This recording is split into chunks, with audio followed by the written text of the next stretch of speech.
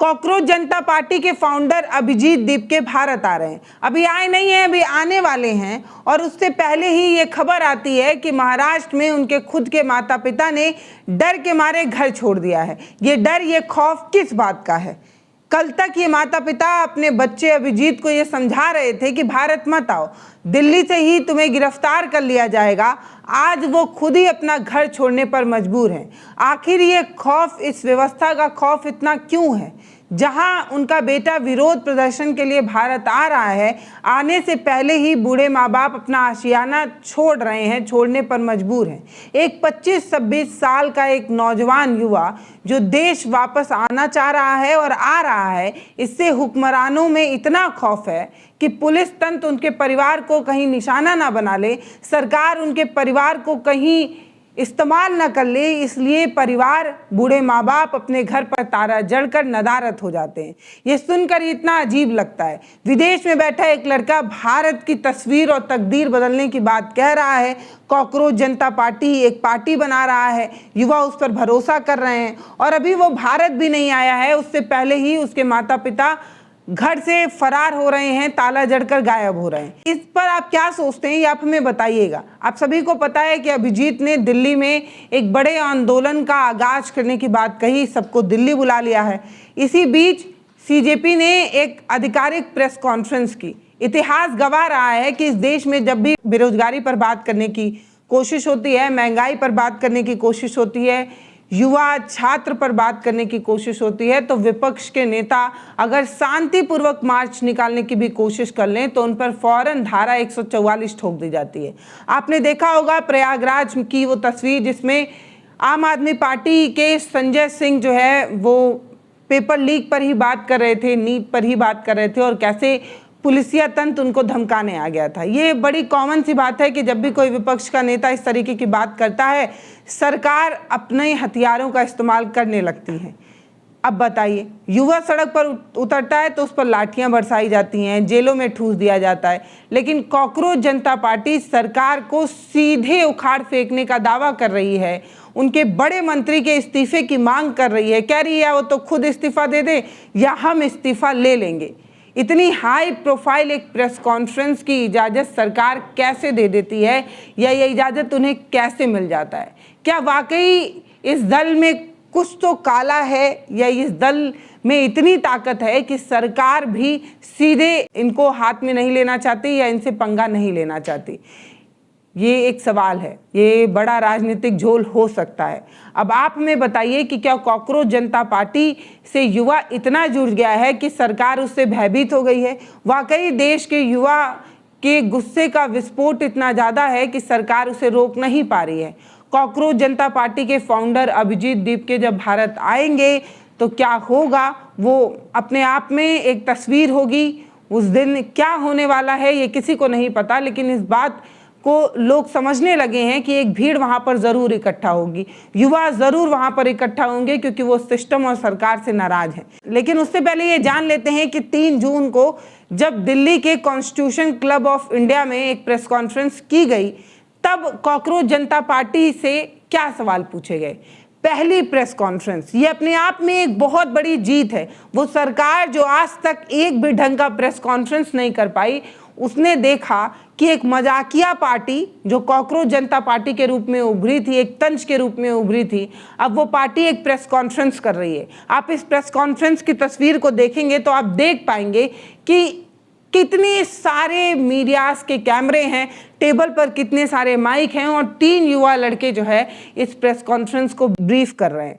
अभिजीत दीपके खुद इस press conference को अटेंड नहीं कर पाए क्योंकि इस वक्त वो अमेरिका में है और 6 जून को भारत आने वाले हैं। 8 बजे दिल्ली एयरपोर्ट पर लैंड करेंगे और वहीं से परमिशन लेकर जंतर मंतर पर प्रोटेस्ट होने वाला है। इस तरीके की जानकारी दी गई और इस प्रेस कॉन्फ्रेंस में और भी कई महत्वपूर्ण सवाल पूछे गए।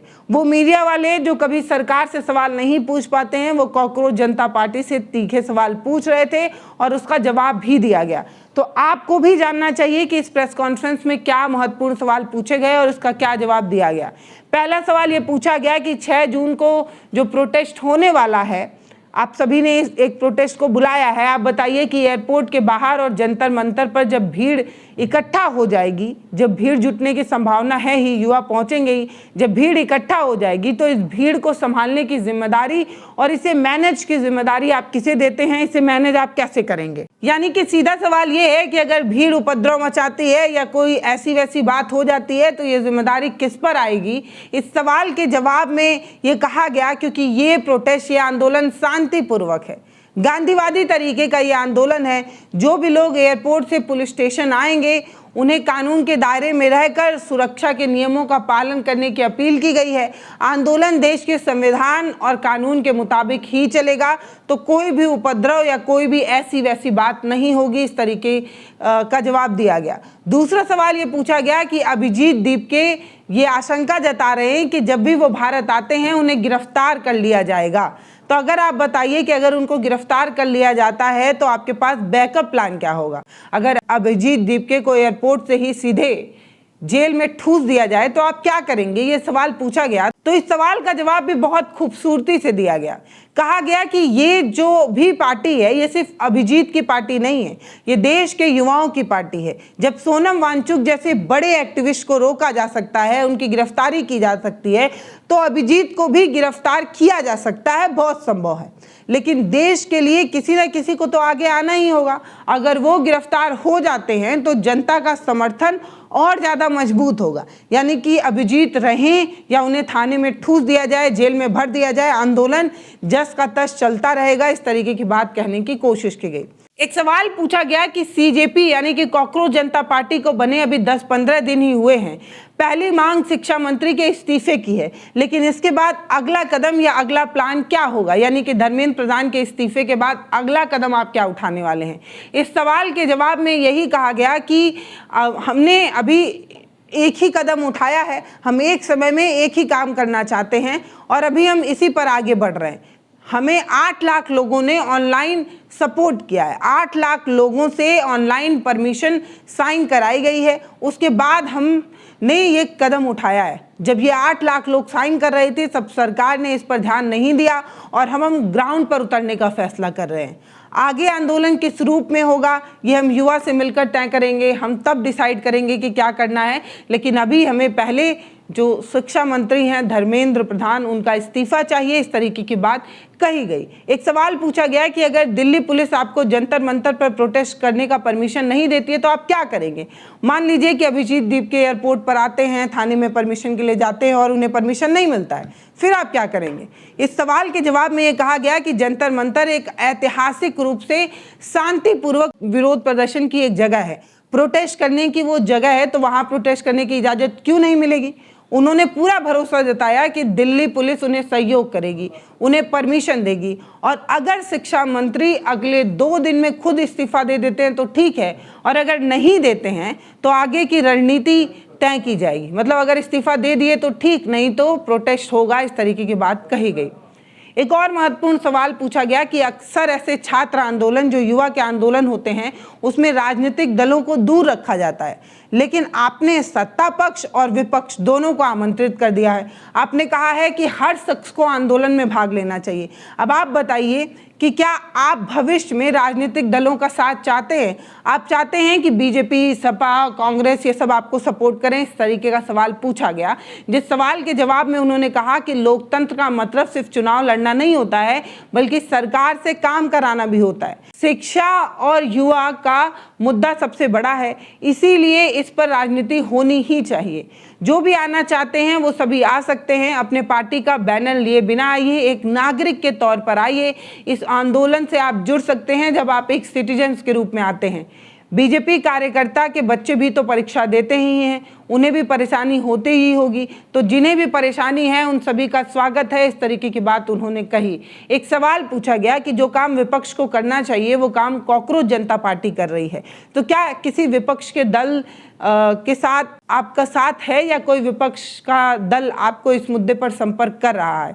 इस सवाल के जवाब में उन्होंने कहा कि आंदोलन इतनी तेजी से बढ़ रहा है कि देश में पूरी युवा पीढ़ी वर्तमान राजनीतिक व्यवस्था, चाहे वो सत्ता पक्ष हो या विपक्ष, उससे असंतुष्ट है। एक minute, I will just answer that question from him. The question about funding किस चीज के लिए चाहिए। आपने बोला ये पोस्टर, ये पोस्टर 200 रुपए का है, यहाँ पे इतने लोग इकट्ठा हो गए, 1-1 रुपए सब लोग देंगे, 200 रुपए का पोस्टर नहीं बन जाएगा क्या? अगर युवा को रोड पे आना है, जंतर मंतर पहुंचना है, ऑटो लेके 100 रुपए देके नहीं पहुंच सकते क्या? हम लोग पहुंच जाएंगे, उसके लिए किस चीज का फंडिंग चाहिए? तो ये एक काउंटर नैरेटिव चलाया जाता है। कोई भी मूवमेंट हो, आज history will tell you, history will testify कि जब एक अच्छा मूवमेंट हुआ है उसके खिलाफ एक काउंटर नैरेटिव चलाया जाता है, कॉन्स्पिरेसी थियरी चलाई जाती है, फंडिंग लाया जाता है, फॉरेन हैंड लाया जाता है, बहुत सारे स्टोरीज बनाई जाती है। क्यों? क्योंकि वो मूवमेंट एक सही पाथ पे है। तो हमें भी ये वैलिडेशन मिल चुकी है कि ये मूवमेंट एक सही पाथ पे चल रही है, इसलिए ये स्टोरीज बनाए जा रहे हैं। अगर विपक्षी पार्टियां अपने स्तर पर यह मुद्दा उठा रही हैं तो उनका स्वागत है। सब मिलकर युवाओं की आवाज को बुलंद करेंगे। यानी कि विपक्ष भी अगर धर्मेंद्र प्रधान के इस्तीफे के मुद्दे पर सहमत है तो उसका भी स्वागत है। इस तरीके की बात पूछी गई। एक सवाल पूछा गया कि कॉकरोच जनता पार्टी की शुरुआत कैसे हुई और इस आंदोलन को चलाने के लिए फंडिंग कहां से आ रही है, कौन इस पार्टी को सपोर्ट कर रहा है, क्या सच में कोई विदेशी फंडिंग वाली बात तो नहीं है। इस सवाल के जवाब में यह कहा गया कि आंदोलन की शुरुआत सोशल मीडिया पर एक व्यंग से हुई थी। आप सभी को पता है कि चीफ जस्टिस ने जिस तरीके से बेरोजगार युवा को कॉकरोच कहा था, उसके बाद ये पार्टी बनी थी। उसी व्यंग से इस पार्टी की शुरुआत हुई थी। युवाओं को कॉकरोच और पैरासाइट कहा गया था, उसी के बाद ये पार्टी बनी है।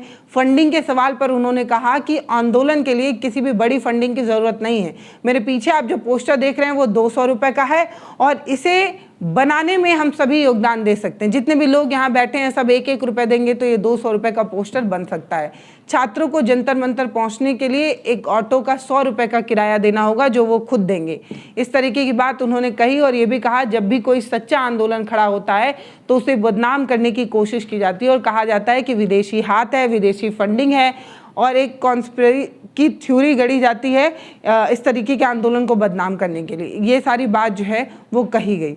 ये पूछा गया कि अभिजीत दीपके विदेश से आ रहे हैं, आते ही पुलिस स्टेशन में जाकर परमिशन मांगेंगे। आप लोग परमिशन एडवांस में ही क्यों नहीं ले लेते, पहले ही परमिशन क्यों नहीं ले लेते? क्या आप पुलिस की कार्रवाई करने का बहाना बना देंगे? आप कहेंगे कि हमें परमिशन नहीं मिला इसलिए आंदोलन नहीं हो पाया, ये सारी बात।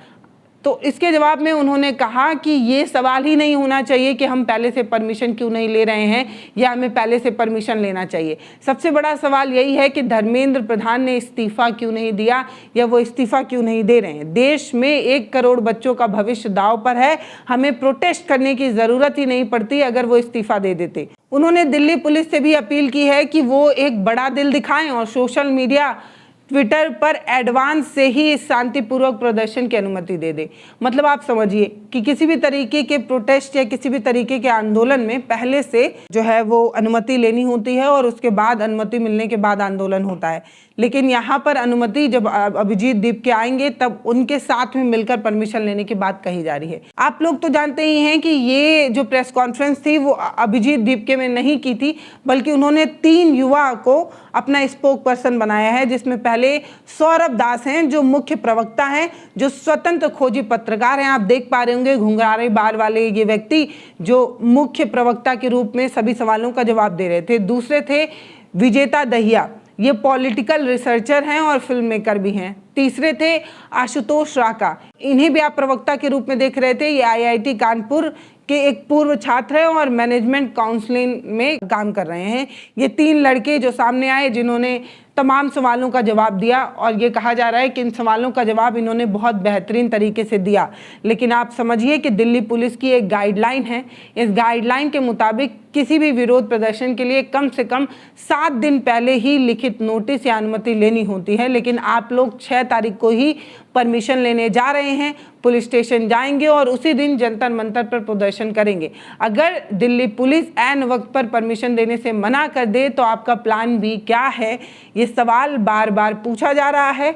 और इसी सवाल के जवाब में CJP प्रवक्ता सौरभ दास ये कहते हैं कि जो मुद्दा हम उठा रहे हैं जैसे कि NEET, UG paper leak, CBSE और परीक्षाओं में धांधली, ये सिर्फ हमारा मुद्दा नहीं है, ये देश के हर युवा का मुद्दा है जो पढ़ाई लिखाई कर रहा है। ये दिल्ली पुलिस के जवान जो है ना, उनके बच्चों के भविष्य से भी जुड़ा मुद्दा है, क्योंकि हमारा आंदोलन पूरी तरीके से शांतिपूर्वक होगा, संवैधानिक होगा, न्याय संगत होगा। इसीलिए हमें पूरा भरोसा है कि पुलिस हमें अनुमति तो देगी ही दे देगी ही इस तरीके की बात, मतलब इनको पुलिस अनुमति दे देगी, ये बात इन्होंने पहले से ही सोच कर रखी है, इसलिए ये जो है वो परमिशन नहीं ले रहे हैं। अब आप हमें बताइए कि जिस तरीके का जवाब सीजेपी की तरफ से दिया जा रहा है कि हमें पहले से परमिशन क्यों लेना चाहिए और क्यों हम पहले से परमिशन लें, हम क्योंकि शांतिपूर्वक तरीके से आंदोलन करेंगे तो हम तुरंत परमिशन लेंगे और इन्हें परमिशन मिल जाएगा। ये सवाल सीजेपी से बार बार पूछा जा रहा था कि आप पहले से परमिशन क्यों नहीं ले रहे।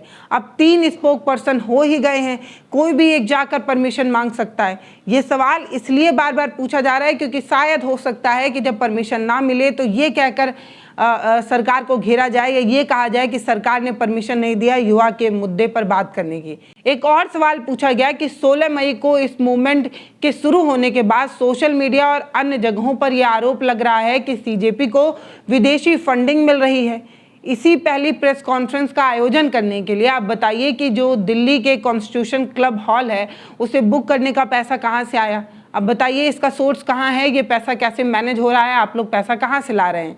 सीजेपी प्रवक्ता सौरभ दास इसका जवाब देते हैं। वो कहते हैं फंडिंग की बात पूरी तरीके से बकवास है और ये काउंटर नैरेटिव बनाने की कोशिश है। जब बड़े जन आंदोलन होते हैं तो दबाने के लिए इस तरीके की थ्योरी जो है वो गढ़ी जाती है। हम किसी भी बड़ी फंडिंग की हमें कभी ज़रूरत पड़ ही नहीं रही है और प्रेस कॉन्फ्रेंस के पीछे जो पोस्टर लगा हुआ है वो छपवाने में सिर्फ 200 रुपये लगा है। एक सवाल और पूछा गया जो सोशल मीडिया पर खूब चल भी रहा था पिछले दिनों। पूछा गया कि सीजेपी के जो फाउंडर हैं अभिजीत दीपके, वो पहले आम आदमी पार्टी के सोशल मीडिया टीम के को मेंबर से जुड़े रहे हैं। ऐसे में क्या कॉकरोच जनता पार्टी मुख्य विपक्षी दलों का ही एक परोक्ष है या एक मुखौटा है? मतलब ये पार्टी तो विपक्ष की ही है जो सामने से एक नया रूप लेकर पर्दा पहनकर आई है। इस पर्दे के पीछे कोई राजनीतिक दल है क्या जो उसे सपोर्ट कर रहा है या चला रहा है? सीजेपी प्रवक्ता इसका जवाब देते हैं और ये कहते हैं कि हमारा पिछला रिकॉर्ड और पुराना रिकॉर्ड क्या रहा है इस पर बात करने से अच्छा है, ये महत्वपूर्ण नहीं है। ये बात करना ज़रूरी है कि जनता जो है वो राष्ट्रीय आंदोलन को किसी एक व्यक्ति के इतिहास से जोड़कर उसे छोटा नहीं किया जा सकता। ये बड़ा आंदोलन है जिसमें आप किसी एक व्यक्ति का नाम ले रहे हैं, किसी एक व्यक्ति का नाम जोड़ रहे हैं। सौरभ ये कहते हैं कि जब भी कोई बड़ी व्यवस्था के खिलाफ खड़ा होता है तो उसे एंटी नेशनल, पाकिस्तानी या विपक्ष दल का एजेंट घोषित कर दिया जाता है। ये सिस्टम का पुराना पैटर्न है, हर बार यही होता है। तो चलिए अब आप मुझे बताइए कि जो सवाल पूछे गए उस सवाल के जवाब में जो जवाब दिया गया उस जवाब से आप कितना इत्तेफाक रखते हैं, उससे आप कितना जुड़ाव महसूस करते हैं, वो सब कुछ आप हमें कमेंट सेक्शन में बताइएगा। और ये भी बताइएगा कि क्या सच में कुछ बड़ा बदलाव देखने को मिल सकता है। सीजेपी यानी कि कॉकरोच जनता पार्टी कुछ बड़ा तहलका मचाने वाली है जिससे भाजपा की जमीन हिलने वाली है। ये सब आप हमें कमेंट सेक्शन में लिखकर बताइएगा। नमस्ते, मैं पल्लवी हूँ, आप भारत एक नई सोच देख रहे हैं।